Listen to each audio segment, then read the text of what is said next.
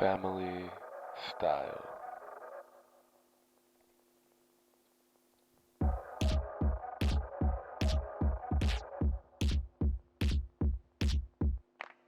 Yo, check, mic check. It's your boy Jefferson, aka the Ryze, and this is the process on the Ryze Radio. Yo, this is the season finale. This is it. This is the end of season 2, and I'm just so over the moon and so grateful for the support and the love that I've gotten for this season, and it really means a lot that every day everyone's listening and kind of doing their thing. Yeah, I appreciate y'all. For those of you that don't know, on this episode we have Bootleg. What is Bootleg, you ask? Well, Bootleg is a fine dining, family-styled restaurant that's operating here at UCLA out of this group of guys' apartment.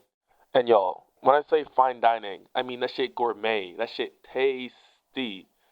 But what's interesting and what I think they do so well is that even though it is this high-level quality food, it's also very accessible. And I think this touches upon who they are as people, but also this concept of family style. Even though family style, in essence, relates to the way the food is being served, I think it transcends that and it kind of touches upon their culture of community and wanting to build something with your friends, and people that you care about and kind of all uniting on a singular journey. But from a person who ate there afterwards, it's also this aspect of you connecting with the person you're with, and I think they're really up to something there. And throughout this conversation, there's different themes we'll talk about how like they're almost living in the Sims game and how they really every step of the way kind of found different ways to kind of make it a little better and make this little touch a little here and whatnot, and ultimately I think this touches upon Bootleg being for the people, and above everything else, their goal was always to give their patrons, their customers, the best experiences possible. And I think they were relentless and very much had the attitude of not only giving people the best experience, but also giving them an experience they might have not expected to like. And I think that idea of wanting to share and wanting to put people on is beautiful. They're never doing this for the money. And even though there probably is a lot of personal fulfillment of being able to accomplish something of this caliber in such a short time, but because food is such a collective experience and such a experience of providing someone their basic needs, they're doing it out of love and out of care. And I really appreciate these guys, and I'm so proud and so grateful that I got to be a part of your journeys. Lastly, I wanted to touch upon this episode itself and the process of kind of making it just a little bit, because I guess as I kind of discussed that Bootleg was always trying to make their experience just a little bit better every time they did it. For me, I've always wanted to do the same thing with my work. And for the Ryze Radio, I knew this second season I wanted to do something a little different, to push the boundaries, to kind of push the envelope. And I wanted to combine my different interests of my photographic, photojournalistic background. And I knew I wanted to do something that transcends just the audio. So for this episode, I went to one of Bootleg's services and I brought my film camera. And it was very much a run and gun style type recording. I kind of got conversations where I can get them. But I also made sure to photograph throughout the whole experience and that kind of journey and kind of the way I moved around that room. And I'm happy to announce and to say that this episode is going to exist in 3 different formats. You're going to have this audio right here that you can listen to on the podcast, but you're also going to watch it on YouTube and listen to it on YouTube with the photos I took that day kind of working in parallel with the story. So all my visual learners and listeners out there, I got you. And third is it's going to exist in a zine. I'm not sure if I'm going to actually sell it. I'm going to give it to the homies for sure, but yeah, I just wanted to make sure I can capture the story in different ways and kind of see where I would bring the Ryze in the future, right? So this is kind of a test trial. Just even thinking about this episode itself, there was a lot of resistance behind it for me finishing. I don't know if anyone here has read the book, The War of Art, The Art of War, either or, by Stephen Pressfield. Search it up. Any creative, I highly recommend it. But it kind of talks about this practice of things kind of standing in your way. And I recorded this episode maybe 3.5 months ago, and I'm just getting to it, and I'm just finishing it. And there was some kind of resistance stopping me from doing it, but I'm so glad I got it finished. And if you're listening to it, I did finish. So without further ado, we're going to jump into this episode. I just want to give a quick shout out to all the boys in Bootleg: Brandon, Lino, Albert, Marcus, Eli, Clay, I know always helps around there. I know boy Danny living out there, Rohan, with the tunes always. And again, much love, much thanks, man. I'm just so glad I got to know y'all. We're going to start off with my boy Albert. He was the first person I met this day. and we kind of get into his story as almost, you could say, the creative director of Bootleg, and kind of the visionary behind a lot of the aesthetic and the experiential things outside of the food. So what's it called? Are you like a sommelier type? No, definitely. People have asked me that before, and I'm like half of the time, or like when we started off, especially, there's an app called Vino where you just scan the bottle of wine, like the label, and then it tells you like everything about it. Like tells you the grapes, it tells you like what it tastes like, it tells you like where it's from, it tells you tells you everything you need to know, everything that's like on the base level. That like what a song would say. So like half the time we wouldn't even try the wines. We would just buy a bottle. We're like, oh, this looks cool. Let's serve this. But then now we've actually like through like the restaurant I work at, and through like I don't know, just through like drinking a bunch of wine, I guess I just learn more about it. And then what's it called? So you said is it Lulu that you work at? Yeah. And like you said that's kind of like helps kind of like understand the restaurant space. Yeah, cause like other than just like the physical stuff, like how to carry a plate or how to like set a table or whatever, I feel like that's what I got from it at the start. But then like they started doing like wine classes like every week, because we had a beverage director who was in like for a set. I don't know what they call it, like do they call it like a residency or something, where he was just there for like a set amount of time.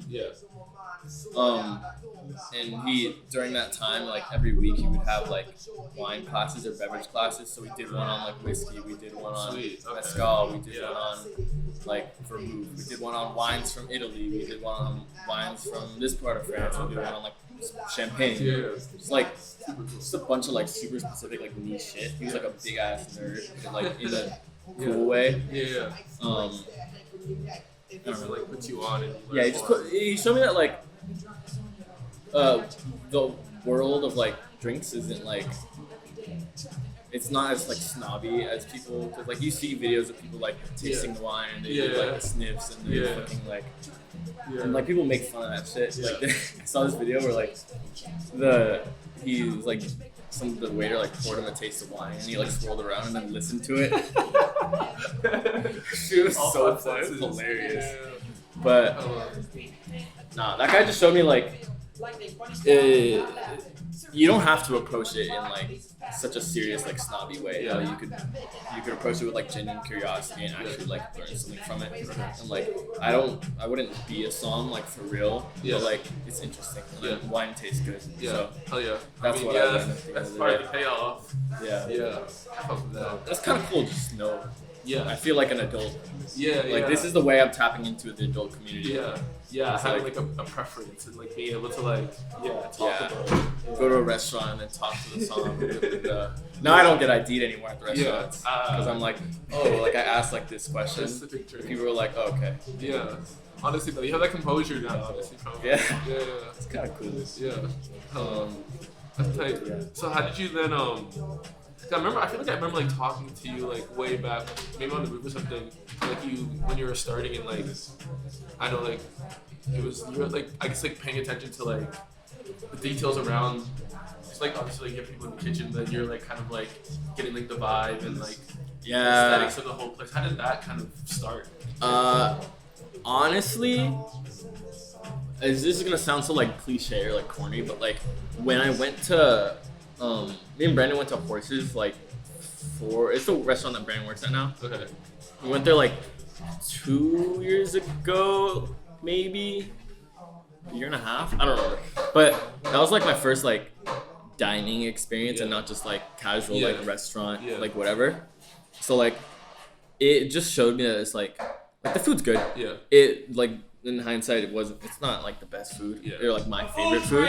The food's great, but like it's the vibe of Horses that like if it was the food without the vibe, Horses would be alright. I see. But what they curate, in my opinion, Brandon will tell you something different probably because he cooks the food. But the combination of the food and the vibe is, or like just like the whole image that like that's a restaurant where it's like oh, it's like a C and B scene restaurant or whatever they call it. Yeah. Where it's like, oh, like this might see a celebrity there, da da da da. Like if you're there, you're gonna go put on a cool outfit and like whatever. Yeah. So it's like there's just like a more of an experience than just like, oh, I'm coming here to eat good food. Yeah. But it also is that. Yeah. Like a lot of it is that also. It's like, oh, I tried. It's also like, oh, I tried this thing for the first time here. Like I tried oysters for the first time at this place. I tried fucking sweetbreads for the first time at this place. Okay. So yeah, we're doing kidneys today. Oh, fire. Kidneys? Brandon, it's kidneys, yeah? What? It's lamb kidney? Yeah. Lamb kidney. Yeah. Something new, something you wouldn't have. Yeah. So it's like, I feel like, and also a lot of the people that come here, which it might sound immoral, but like, a lot of people have told us that they've broke their vegetarianism to eat our food, which is hilarious, and I love it. Yeah. Okay. But it's their choice. Like we make it obvious that we're not gonna change the menu because that's what they like to cook, and they don't wanna. Yeah. Move from the menu. Like they wanna cook. It's like omakase. Like you go to a restaurant. For like, that experience, for the chef's chosen, chosen experience. Trusting their taste, Yeah, so that's kind of like what this whole thing is. It's just like we wanted to make a dining experience that it would be like our favorite dining experience, kind of. Okay. So like we have like whenever I go to a restaurant and they have cool soap in the bathroom. Yeah. I'm like, yo, Brandon, you should go to the restroom. They have this really cool soap that like smells really nice. Or like this is I don't know. Yeah. Okay, so those like kind of like little details that kind of like, or like you're sitting at the table and like the mirror is like you look at the mirror and then it's like reflecting back to the table. It's like it's just angled in a certain way. Or like you walk in and there's this like floral arrangement when you walk in next to the host stand and da da da. Or like I don't know. Or this bathroom smells really nice. Or like I fuck with that. Or like, oh, this music is fire. Like I listen to this in my car. Yeah. But it works. Okay, yeah. So kind of paying attention to almost like, again, like those small things that people may not recognize, but like add to the overall. Yeah, it adds to the overall experience. Yeah. Okay. So like from that time you went to horses, like. I mean, that kind of just made me realize, or. Yeah, it just made me look for those details. Yeah. Okay, fire. Yeah. So then so I guess then when did Bootleg start? Like when's like the first service, I guess, or like when you guys thought this is when? Or January. It was all Brandon's idea, really. He was like, he wanted to do like a dinner party for a while, and then he told me the name. Like he told me a different name. Yeah. And then he was like thinking about the names and he's like, oh, Bootleg, that'd be cool. Yeah. And I'm like, oh yeah, and then you could do like, you could have the script and like a cursive and you put a boot in the back or something. Yeah. He's like, do you want to do that? I'm like, fucking, I guess. Yeah. So I like sketched it up and like sat on it for a while. Yeah. And then we had like just a couple friends over and then Brandon cooked like spaghetti and like meatballs and like bread and whatever. Yeah. Drank some wine and we're like, oh, this is cool. We played some music that we might play. It was kind of like not really a trial. It was kind of like a trial run. We're just like, oh, how would it be if we had a bunch of friends over, had some food, and then like the next week or a couple weeks later, we did an actual like service, quote unquote. So we had our 4 homies come in.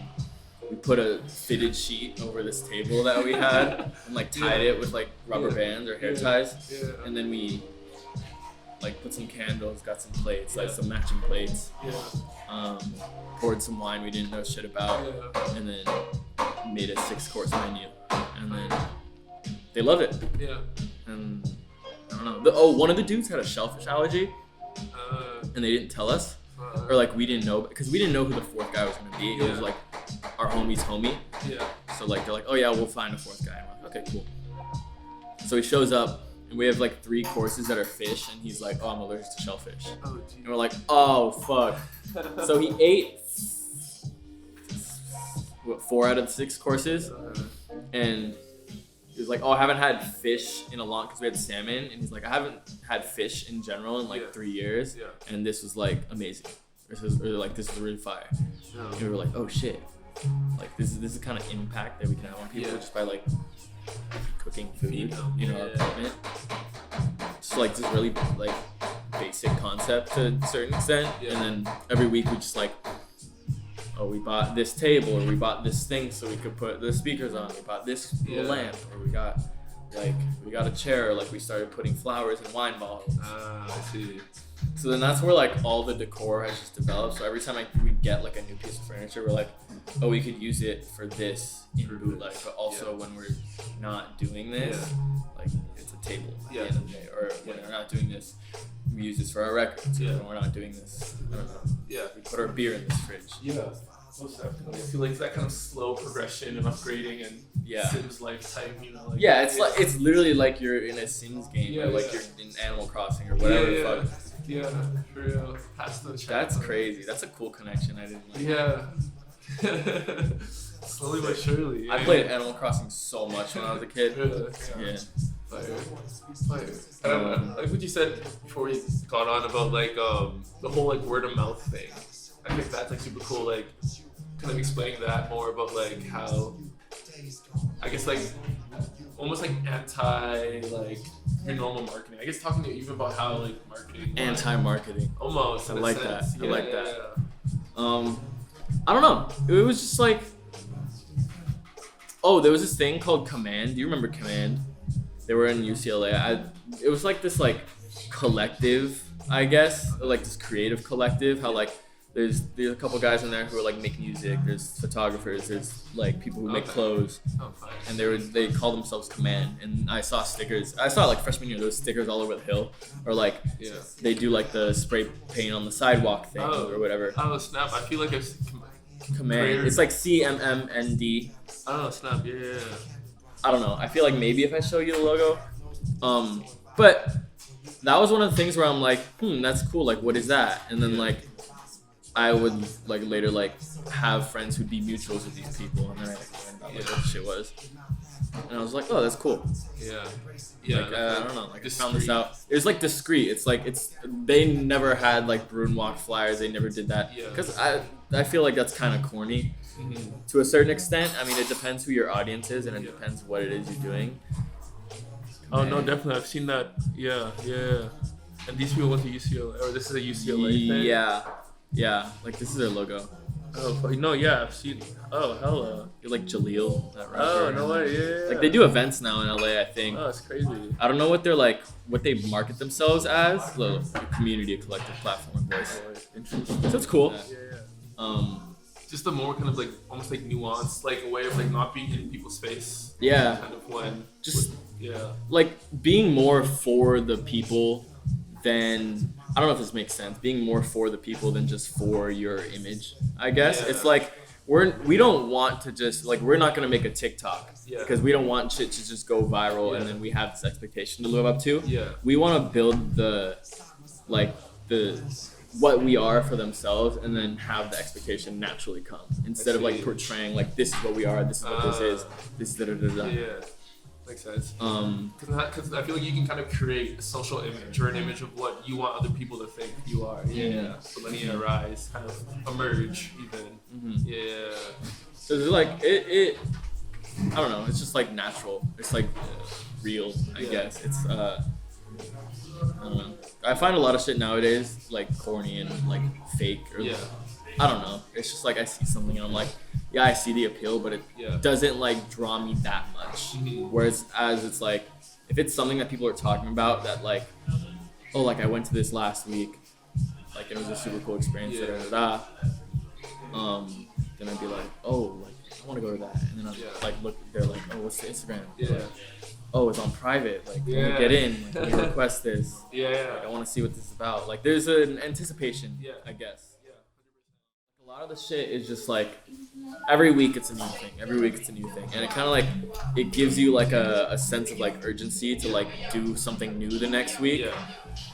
I don't know. It's cool. And it's like, if you go once, and then you go back again, then it's a different experience the next time you go. Yeah. Like each time is a unique experience, so like makes it special in that way too. Like you go to a restaurant and get the same thing over and over again, and then it's like your regular place, it's a regular thing. Yeah. But I don't know, I feel like it feels more special, and then we have more to like do. Yeah. So if we were to do the same thing every week, Yeah. it'd get boring. Yeah, no, it's exciting. Yeah. We're doing they have a different menu. I try to switch up a drink or two or like develop something every week. So it's like keeps you churning, keeps you on your toes. It keeps us on our toes, keeps everyone on their toes. Yeah, I feel that. Yeah. What would you say, like, I guess, like, if you think about, like, the start of Bootleg till now, like, what do you think is, like, the biggest evolution in this whole process? Or, Getting a wine fridge. Oh, yeah. I don't know. When we did the burgers at the tailgate, that shit was just like, it was just like something completely different. And then to like see that we could take this image that we have and this name and like we have this audience and we have this demand and like kind of like open the gates instead of just having reservations and you can only go at this time. We just kind of like, oh, anyone who wants one can have one. Yeah. It was kind of cool to do that. And then we've been doing like big dinners like every once in a while. Like we have like a table of 10 or we did 20 people in here the other day. It was just one massive table. It like we barely fit. Like we just put like we like borrow a bunch of homies' dining tables and then just put them end to end, and, like all the way our whole apartment. Yeah.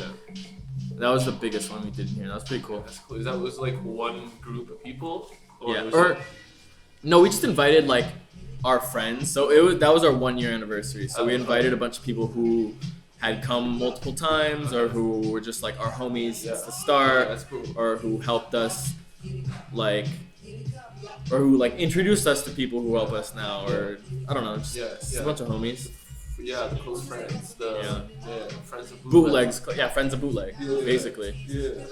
Okay. That's it. I feel like the whole like tailgate thing too with CC was really cool because I feel like that's kind of like reconceptualizing the format of like what you can do for like Bootleg and like putting it in a different space. I think is super cool. And those burgers were fire. Bro, I want to do that thing again, but that's not up to me. Yeah, that's up to the people who cook the burgers. Yeah, I feel that. I gotta iron these tablecloths. After talking to Albert and getting his perspective of it all, we make our way to the kitchen. We find Brandon and Lino. As mentioned before, Brandon is, you'd say, the founder of Bootleg, the one who catalyzed it all. And we have Lino, who is his trusted right-hand man. Both of them with great experience in the kitchen and a unique perspective on what Bootleg means to them and why they started this in the first place. What's the menu look like today? I don't know. These fried potato balls called pomme dauphine. Okay. They're like really like airy. Just little potato balls with like some aioli, just a little starter. And then we're doing this dish that we had at this place in London. It's called deviled kidneys on toast. Ooh, okay. And it's like lamb kidneys and a sauce that's like Worcestershire sauce, mustard powder, and like chicken stock. Yeah. But that shit's super fire. I'd never had kidneys until then. And like, that's low-key. Trip to London, did it like put you on a lot of different kinds? Oh yeah, that was like the whole reason we were out there, low key. Yeah. I mean, I like made reservations a couple months in advance and then just dragged these foods along. Okay. But yeah, that's where I want to end up. So that trip was like Just kind of making sure I was down with it. The same place you wanted. Yeah. So I got like a couple chef's numbers and stuff out there. Right. Try to work there after. Okay. What about London? London's fucking dope, man. I mean, that's where I want to end up. It's just like, I don't know, the people are cool. Like, I like the fucking humor. Yeah. And like, everyone was really nice, honestly. The rap is fire. Yeah. Yeah, the rap is fire. Fucking, I don't know. I really fuck with the food culture there. British food is not bad. British food's not bad. Beans on toast is pretty mid though. And then Paris was lit, but I don't want to fucking speak French. So Yeah, fair enough. probably not gonna end up there. But the food there was like even better than London, low key. Really? Yeah, that's just incredible. They just care a lot there. Yeah. That's what I've been Like, hearing. Like their food culture is a little different. yeah.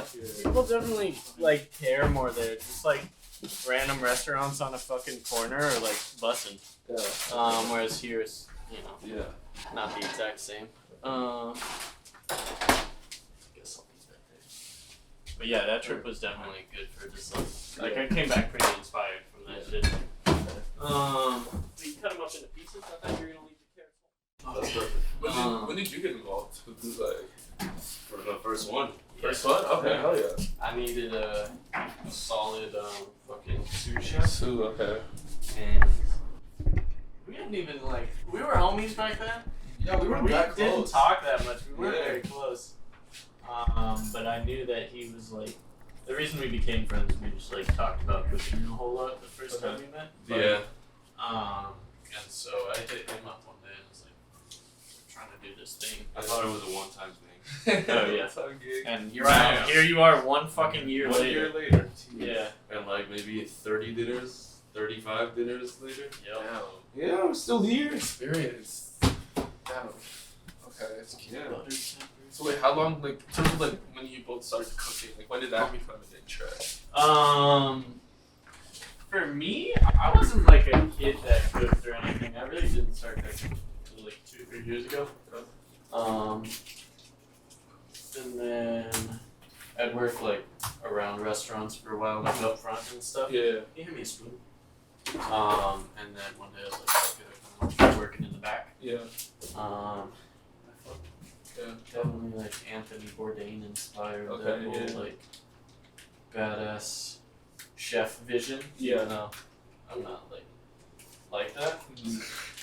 I'm a little more progressive. Okay. Emulate. But yeah, reading his book, I was like, this seems fucking awesome. I want to smoke cigarettes and fucking do hard drugs and eat a lot of butter. And so far it's going well. But yeah, but this man's like, actually. Oh yeah, I've been cooking for a while. Okay. Yeah, food was like very important growing up. Yeah. Like cooking and shit. So I just picked it up from my mom, my grandpa. Just been doing it for a while, since middle school almost. Oh, okay. Yeah. Okay. But never professionally. Yeah. Just at home. At home. Yeah. Just like- waiting for the time. How did you like? How is it like differ? I guess cooking at home for yourself versus. Oh, it's completely different. It's a yeah. whole different. I mean, I like try to run this kitchen like a restaurant kitchen, just because like that's the most efficient way to feed 8 people. Yeah. Yeah. But The food we serve is it's not reflective of the food I eat on a daily basis. no, not at all. And then also, but again, also the food we serve is, at least the way we serve it is meant to be very like accessible Yeah. and and very homey.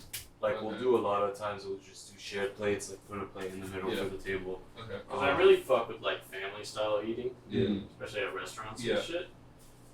So a lot of the stuff we do, Okay. people do like that sort of family style. I just feel like it's like more fun. Yeah. in that And way. especially since this like takes place in the dining room of a house, Yeah. it just It feels works right. across it. Yeah.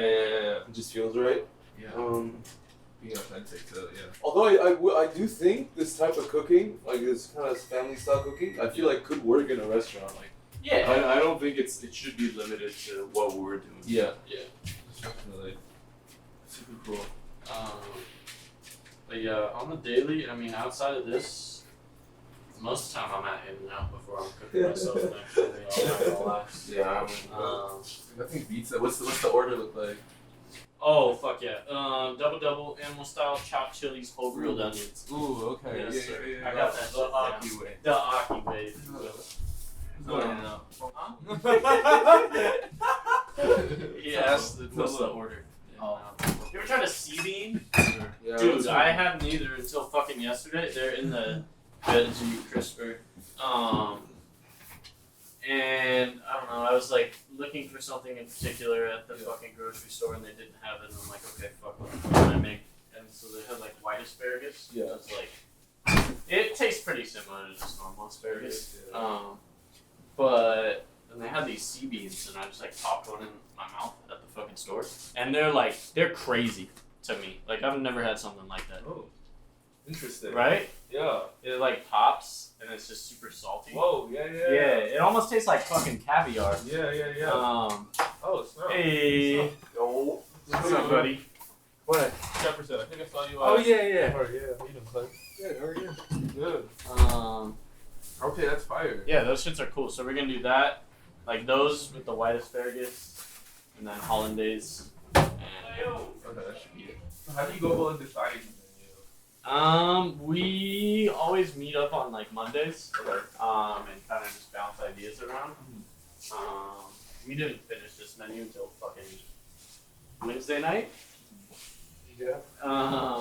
So it kind of depends when we get it done. Usually Monday. Usually. Usually Monday, but we'll just like go through like Instagram shit we saw throughout the week, stuff we think looks good, or if there's anything we've been wanting to make for a long time. Or we make up shit.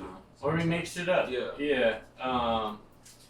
But it's always like gotta feel kind of cohesive. Yeah. You know, we don't just throw a bunch of dishes that don't make sense together. Yeah. So we just kind of fucking fire ideas at each other for a little while. Yeah. Like thinking about like I guess you said like the whole 5 plates as a okay. Yeah, exactly. As like one big dinner. You know, maybe we'll have some dishes that sound good, but then they don't really make sense together. Relationships. So we'll like put a pin in that, save it for another week. But yeah, usually there's like some sort of theme. We've done like, I feel like the shit we do most is like Italian or French. Okay. Just because it's pretty easy to execute. Yeah. And like good for family stuff. Spanish stuff too. Spanish stuff, Mediterranean. Yeah, kind of all over the place. Dude, the ticket's sold out. We did like kind of like Thai inspired menu one time, but it just doesn't feel right for me to cook that type of food. Okay. Even though like, you know, I can make it good, but I'm just like, this isn't my place to be cooking this. Whereas French food, Italian, I can fucking steal that shit. That's fine. But yeah, it's some weeks are easy, some weeks are tough. Yeah. This week was tough coming up with the menu. It's just tough, like kind of like something Albert kind of like reinventing, like or kind of like doing it new every week. Yeah. Tough? Okay. Yeah, like sometimes I'll just be in like complete creative rut and just can't really think of shit. Yeah, especially that Yeah, this feels heavy. we've like done a different menu every single week. We've tried not to repeat dishes. I feel like we've repeated a handful of dishes. I'm gonna run the whole thing. And they're always like in some way different. They're not always like exactly the same. It's like repeating outfits. Yeah. Yeah, but like you change up the shoes a little bit. Yeah, exactly. Change it a little bit. Basically. So sometimes it gets challenging, but it's fun also doing it like that. Actually. Yeah. Keeps you keeps the the mind. mind. Yeah. Much needed. Yeah. Fire. Should I even cook those sea beans or just do them raw? Raw. Okay. Raw. Yeah. Would you say it's like the hardest part of service and like doing bootleg? I feel like honestly now, since it's been a year, it almost feels like second nature at these dinners, Okay. like just the flow of it. Yeah. But it is true, sometimes like shit will go hit the fan in the middle of the dinner, like I don't know, for some reason we'll forget something in the oven. Or like the timing will be slightly off. But it always turns out fine. Show must go on. Shows work. Yeah, exactly. Yeah. And I mean, we've never had a disaster with it. There have been 2 times when I've gotten the Amazon package for like a set of glasses in the middle of a dinner, or like right when I needed them. Oh god, no way. Awesome. Yeah, at our anniversary dinner, At our anniversary, half the water glasses. Half people didn't have water glasses, and we were waiting on Amazon. And then for Arya's birthday, it was a shot glasses. So like mid dinner, he just opened the package up and just water glasses on the table. No, in the kitchen wise, I feel like it's okay. It works out fine. Yeah. Yeah, we've done it way too many times now. Yeah. And even like because we also like try to run it like a restaurant where everything is prepped in advance. Everything is put in containers. Like at arm's reach to just get it going. Yeah. It just makes it easier. Yeah. And then, it's definitely it's taking time to get used to though. Yeah. At first we were definitely all over the place. Yeah. But it's fine now. Yeah, we're finding it. Yeah. You have like a favorite service? Is that a thing? Yeah, like one of my favorites was a couple weeks ago. My girlfriend and her friends came for her birthday. Yeah. That was fun as Yeah. well. Like everyone was just completely wasted. And after they just took over the aux and just started dancing. Oh yeah. And we came out and danced with them. It was just fun. Right. Yeah. Yeah. Good memories. Yeah, really good memories. Damn. I feel that. And do you have like a favorite part of cooking in general, or like chefing? Like I like what pulls you. I feel like how I cook for myself and how I cook here is very different. Yeah. When I like make effort into cooking, like Yeah. not just having fucking eggs Yeah. and a sandwich. Yeah. But when I am trying to make something for myself or for someone else, I like to do it a lot more slowly and it's like just taking my time. Yeah. Whereas here, it's all about precise, quick, Yeah. and then I like cooking with these fools so Yeah. much. Yeah. It's fun as The hell. flow, I bet the flow in the kitchen's Yeah, we're just like running around. yeah. Like behind, fucking Yeah. underneath. Yeah. And we're just running around the kitchen, but it's so fun. And we always got music in the back, Okay. Oh yeah. just dancing, Yeah. singing, vibing out. Yeah. It's it fun. going. Yeah. Yeah, it's fun. Hold on. That's tight. That's tight. You think I could get a picture? If you record Of course, during yeah. the service, you'll just like hear like the most random shit. Yeah. Just be like. Oh, I have my camera too. I gotta take photos. Come overalls, man. Fire. No, there's not. But I Can you tell me how, like, the idea of Bootleg came about? Yeah, I just like I think Albert told you about it. We just had a bunch of homies over. Yeah. Like, when I was kind of thinking about doing something like that. It kind of came out of both like wanting to cook for my friends, also kind of wanting to like have something that was mine. Yeah. I mean, obviously it's all of ours, but you know, like just like being able to work on a project Yeah. that I like genuinely cared about. Yeah. And I mean, I wouldn't be like stressing out and putting all this work in if I didn't care about this thing. Okay. And so kind of just being able to like dump a lot of creative energy into Yeah. something because I didn't really have something like that before. Yeah. And then so I knew I wanted to like cook, and there's been like at USC they had something called Maru, which was like Okay. this dinner party thing that used to happen a few years back, but they would do like 20-something people and stuff. And then there was one other one at USC, and then we know these dudes there too who did this thing called Museum. It's like similar concept. Okay. And I felt like I was like, why isn't this shit at UCLA Yeah. yet? You need to, And so I kind of just saw it as like an opportunity. Like obviously there's a market for this Yeah. if you know they're successful over at Yeah. USC, and so how can I like bring this over here? Yeah. And that's why I try to kind of keep it more affordable. I Yeah. mean, $60 is like not cheap, but Yeah. for the amount of food you get, Yeah. like the experience, I think it's super worth it. Yeah. But I want to keep that price point because I want students coming here Accessible. mainly.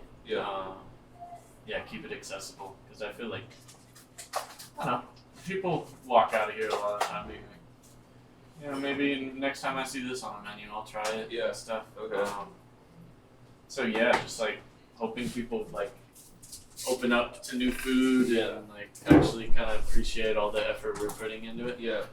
Okay. Yeah, and then I don't know, I found my team and Yeah. made it all work. I'm not good like with fucking visual shit, Yeah. so that's why I asked Albert over here to make a logo for me. Yeah. I fucking roped him into this shit. I mean, the people around you, I feel like with the restaurant or any kind of creative act, but like having like Yeah, good. you gotta have a good team. Yeah. Good brother. Like a technique you've learned recently. Fucking. That's sick. Yeah. We've been frying a lot of shit recently. I feel like there's a lot of shit you can do with a fryer that's kind of technical, but not like hard to pull off. So like this week we did like the fried mashed potato joints. And getting like the texture right is cool. Nah, fuck it, toss it. I mean, at work, I just started cooking, like, there's usually, like, cold line and hot line at restaurants, and so I just started on the hot line, which is a little more difficult, because you're cooking proteins and stuff, so it's just, like, getting the timing right, being able to cook shit medium rare, like, time after time after time. That's what I've been working on recently. It's like a muscle memory thing, or it's a muscle memory thing. Smell you look for? So with like meat, with like a burger or even a steak, it's mostly texture. So like you kind of, for burgers, for example, like squeeze it around the sides. And if it's too soft, if it still feels raw, I know it's not there yet. It's got a little bit of like resistance, then it's probably medium rare. If it's a little tougher, it's medium, and then so on and so forth. And what do you think is like in terms of like cooking and like being a chef? Like, what are like the skill sets you need? Working under pressure is like I got all these fucking idiots around me all the time. It's hard. But no, it's like you gotta be able to keep your head straight. Yeah. And it's like there's gonna be times when fucking people keep coming in and the orders keep coming in and you're just like, fuck. Yeah. But being able to like maintain, keep your head. Yeah, keep your head straight and you'll be fine. Yeah. But that's where most people struggle. I feel like. The time. The time. And then it's just like standing on your feet all fucking day. It's hard, but you get used to it. Okay. Yeah. Oh, he's taking a little sip? Yeah, I am. Okay. Cool. Working well under pressure, being adaptable. Get your knife skills up. But I mean, if you're really about it, just work in a restaurant. Like that'll kind of put you in shape. Oh yeah. And you were saying before about like there's like models at USC that were like successful and stuff like this. Like what defines success for you? Thinking about see, our goal really. We recognized pretty early on, we can't really make a lot of money from this.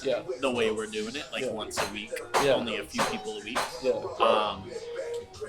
The goal really has just been like make something cool. Hopefully, people will walk away from this being like, that was sick. Something we can look back on and be like, we did this shit in college and that was pretty fucking fun. And so it's not really about the money or it's not about like fame. It's kind of just like a self-fulfillment thing, I feel like, for the most part. And also like, make other people happy, put the food on their plate, like leave with a smile. Yeah, leave with a smile. I hope like I can put people on to good food, and maybe people will feel like inspired to try new shit. That's really all it is. It's not about the money at all. Oh yeah, that's super cool. Yeah, super cool. Have you had like a rowdy or unruly customer before? Have you had any experiences? We really haven't had people who were like rude. No. But we have had dinners where it's just like eerily quiet. Yeah, the mood's got off. We had one dude that just like didn't touch. There was this foreign couple. And they didn't eat off like 2 straight plates. They didn't take a fucking bite. And I was like at first I'm like, okay. But then like the second plate comes back and I'm like, I'm kind of fucking offended. I'm putting this food on the table. And y'all are just gonna like, we don't want it. Especially that that was probably the most annoying. That's happened once. That sometimes it's really hard to get a reservation and a lot of people wait for so long. Like we have people that have waited for like almost a year wanting to come. 6 months, 8 months. And then when someone comes and like at least try it. I'm not expecting everyone to like everything. But try it. Like everyone has their taste, but like at least try it. I don't know. But other than that instance, very positive. Very positive. Yeah, everyone's been super supportive, and that's what keeps us going. And then in terms of Because I mean, both of y'all are seniors, right? Yeah. Where does Bootleg stand post college? Post college, we did the numbers the other day, and they don't look great. It's like even if we really started putting a lot of time into this, we'd be making maybe $1,000 a week, and it's like that's not enough to get by in LA. Yeah. No. So I mean, me and Lino will probably link sometime in the future, and I'll get him in the kitchen. Yeah. But as for Bootleg, I'm like, I don't want to turn it into like a standalone restaurant. I just don't think it's the same. Yeah. I don't want to like continue to stick around here and do it because it's not enough money. Yeah. But I want the like idea of it to live on, and so my hope is Eli kind of takes over and continues doing shit. Because I think it's a good time, and I think UCLA kind of deserves something like this. Yeah. I'd hate to see it just go. Yeah, prosperity. Yeah, that's super cool. Yeah, I mean, ever since we've started, it's been cool to like sometimes I'll be at a party and I'll overhear people talking about Bootleg. Yeah. So like, oh, there's these guys that do this one thing. And I'm just sitting there like, I'm that guy. Yeah, you're that guy. No, I'll usually not say anything and just let them linger and talk. Yeah. It's so fun. Like, it's like super humbling to me. That's super It's cool. such a compliment. Yeah. You know? It makes But it's us cool to like- be that little, like. Also, a lot of people don't know who we are. Like, they just know about this thing, but don't know who we are, don't know who's behind it. Yeah. And it's cool. It's like, it keeps it kind of mysterious. Yeah. Kind of like, oh, what is this? Like, who are these people? Yeah. It's cool to be the bootleg guys. Yeah. Hell yeah. And like, I hope it doesn't, like he said, I hope it doesn't just like end here. Yeah. You know? And it just like, oh, it's just these kids did it for a year and a half and just went away. Yeah. But we'll see. And if it does, I'm sure it'll just be a positive thing. Like, Yeah. Either way, you have that collection, you have that time, and Right. it's a staple. Like when you look back, it's always gonna be. I mean, some of my best friends do the same. It's like from this. A lot of nights to work, but it's all been worth it. Yeah, man. And it's like also fucking sick. We get connected to people like you. Yeah. The people who are just interested and like have an outlet. And like, fuck yeah, you told me come through. It's like, just kick it in the back. Yeah, dude. It's not like this super serious thing. No, it's been dope, bro. Getting to like, I feel like I've obviously like heard about it, but like just to be here and just to like see what y'all are doing, I feel like behind the bootleg is definitely something It's always been like we're putting a lot of work into this, so we're gonna have fun in the back. Yeah. And just fucking goof off. And, The energy's here, bro. It's crazy going like from the front of the house. Right, It says the vibe, and then everyone's out here. super refined, and Yeah. then back here it's like, what the fuck? Fuck you, dude. Yeah, I love that, bro. Yeah, so that's what keeps me going. Okay. Doing this shit. Yeah. And you said that London's like a spot that you would say. How soon do you think you're gonna try to do that? Trying to do when this lease is over, honestly. So end of this year, like September, October type. Because LA is cool and everything. I don't think the food scene's crazy out here. At least like, I wouldn't say food scene. There's great food out here. But like the restaurant game isn't quite the same as where they're at in Europe. And so there's a few spots out there that have like a huge influence on everything we do out here. So I want to work there. I want to go to the source. And it's also like cooking's hard and you don't make a lot of money, but you do have this opportunity to kind of work wherever you'd like to. And so I think I'd be kind of dumb not to take that opportunity now. Live in another country for a little bit. Yeah, dude, that'd be dope, bro. Yeah. Just like I just feel like the aspect of you just like being in LA, taking the techniques you got, and then different country, and then absorbing, and then taking, and then giving. Yeah, and that's what I love about cooking is it's like, it's very honest. It's like you acquire these skills, and if you can apply them some other place, like you'll get a job somewhere. It's just like, it's a meritocracy. You can either cook or you can't fucking cook. So I like that. I like building skills. You have a favorite tool in the kitchen? Favorite tool. Yeah. What's your favorite tool in the kitchen? My knife. Yeah. My knife is awesome. If we're not talking about knife, because that, like, you form an emotional connection to your knife. Hand, body, chef. Yeah. I will say the spider. Spider's sick. It's like it's kind of like a. It's like a strainer. It's like a strainer. Frying. Yeah, for frying. You can use it for like pasta and everything. And it's just like it keeps you from using like another strainer and then a bowl and like it saves time. You just like grab it and Scoop it all out and you throw it in and then the water's in there. Oh, the one that you put on the side of the bowl? Yeah. It has some longer ring today, actually. Yeah. a microplane. Sick. Microplanes are cool. That's like the little grater, super fine But grater. it's the one that Slotted spoon. Love a slotted spoon. Yeah. What else? We're getting mad nerdy. Give me Cast my iron. an offset spatula. Your cast Oh iron. no, Sick. he likes cast iron. I'm a stainless steel cat. Stainless steel. I I'm love kind of stainless getting steel. into the stainless steel. The difference between cast iron and stainless steel, is it like cast iron, like, is it like you don't like wash it as frequently? Okay. You don't wash. I mean, stainless steel, you shouldn't thoroughly. I mean, you can, but what's nice also is that it can also like develop this nice seasoning. Yeah. But cast iron is pretty dope. I love cast iron. It's cast iron you can use anywhere. You use it camping, you use it in the kitchen, you use it wherever. So if you take good care of it, it'll last you your whole life. It's dope, but cast iron is awesome. Yeah. That's hype, bro. They love hearing about this stuff. So this is it's like vanilla and orange marmalade ice cream. We're doing that on top of rice pudding. Yeah, pretty much every bootleg I've made ice cream, and so I got the ice cream down.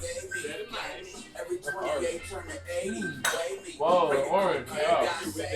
And the orange, right? It's kind of bitter, but it like balances it out. Wow. Where's the that shit? No joke.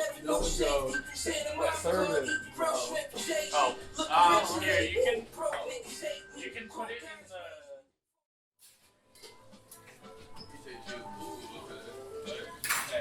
Check time.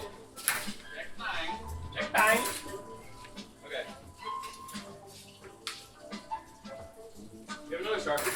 Someone? There's a pen on top of the microwave, but it's not sharp. I got one.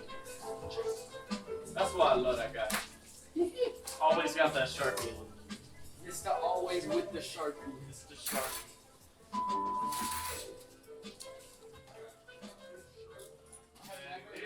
And that is a wrap.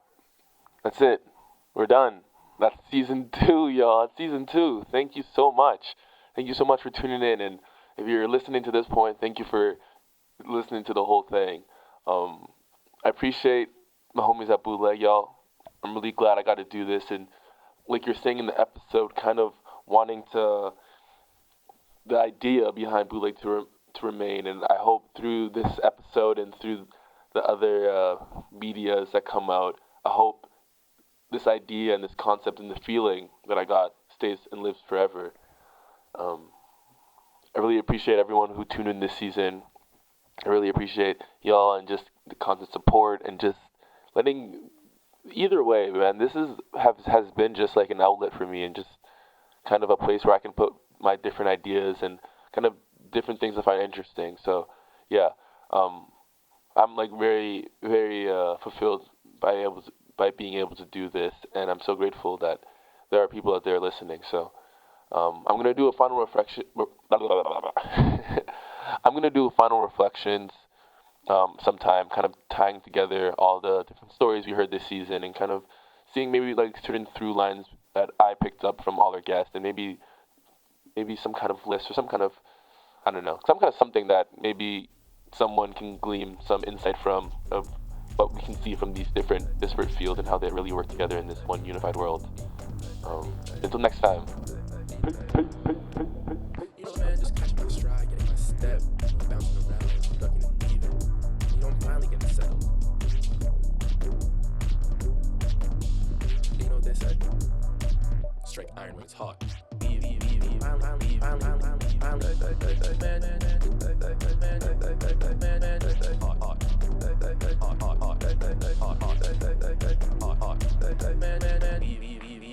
settled.